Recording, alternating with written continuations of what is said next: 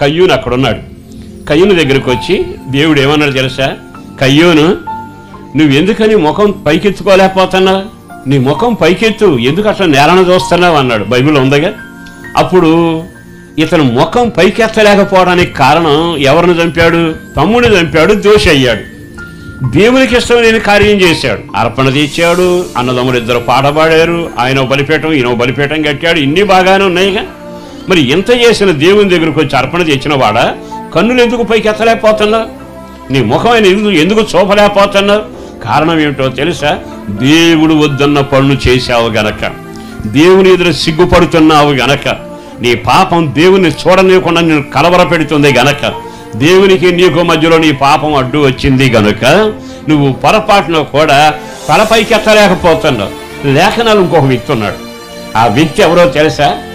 నేను రోషం కలిగిన వాడిని అంటూ ఆ గుహలో నిలబడ్డాడు. దేవుడు వచ్చి నిలబడి ఏలియా అని కేక వేశాడు. అక్కడ రాయబడిన మాట ఏమిటి తెలుసా? రాజుల గ్రంథంలో, అతడు వస్త్రమును తన ముఖమునకు కప్పుకొని ఆయనను చూడటానికి వెరచాను, అంటే ఇష్టపడక సిగ్గుపడాను అని. ఏలియా ఎవరు? ఒక రోజున గట్టిగా అరిచాడు, రాజా నేను యెహోవా సన్నిధిలో ఉన్నాను, ఆ దేవుని పేరట చెబుతున్నాను, ఇక మీదన మంచైనను వర్షమైన పడదు అని రాజభవనంలో అరిచిన అరుపులు ఇంకా గుర్తొస్తున్నాయిగా. ఇంత ఘనకార్యంగా ప్రకటన చేసిన వాడు మరి ఈ రోజు ఏమైపోయింది? లోకంలో ఉన్నవారికి కాదు ఈ వాక్యం, మందిరంలో ఉన్నవారి కొరకే. మరి భక్తి చేసాం, ప్రార్థన చేసాం, గతంలో గొప్ప కార్యాలు చేశాం, వాళ్ళ తప్పు అన్నాం, వీళ్ళ పొరపాటు అన్నాం, నేను ఒక్కడే రోషం అన్నావు. మరి ఇప్పుడు నువ్వు ఎందుకు ముసుకేసుకోవాల్సి వచ్చింది? కారణం ఏమిటో తెలుసా? తాను భక్తిలో దేవుని పక్షాన నిలబడినప్పుడు కార్యాలు జరిగాయి. ఇప్పుడు తనకు ఒక భయం పట్టుకుంది. ఏ భయం అంటే, రాణి నన్ను చంపుతుందేమో.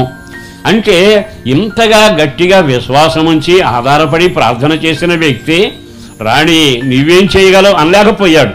అంటే ఆత్మీయ జీవితంలో దిగజారడం అని అర్థం చేసుకోవాలి. నువ్వు మోకరించి ఆయన వైపు తిరిగి నా ఇంట్లో ఈ కార్యం చెయ్యయ్యా అంటే ధైర్యం జారట్లా. కారణం ఏంటంటే నీలో లోపం ఉంది, నీలో ఒక పొరపాటు ఉంది. ఆ పొరపాటు ఉన్నప్పుడు ఆయన ముఖాన్ని చూడలేవుగా. బైబిల్ లేఖనం ప్రకారం నీ ముఖం ఎత్తి ఆయన చూడలేకపోతే జవాబు రాదు. నీవు ముఖం ఎత్తి ఆయన చూడగలగాలి అంటే నీలో ఉన్న అపవిత్రత అయినా, నీలో ఉన్న దేవునికి నీకు మధ్యలో అడ్డు అయినా, దేవునికి ఇష్టం లేని కార్యాలైనా, దేవుని గాయపరిచే అనుభవాలైనా నీ జీవితంలో ఉన్నంత కాలం చేయి పైకెత్తలేవు. ఆయన ముఖం అలా చూసి నా తండ్రి అని నువ్వు కేకలు వేయలేవుగా. జవాబు రావాలి అంటే నీ ముఖం ఎత్తి ఆయనను చూచుదువుగాక.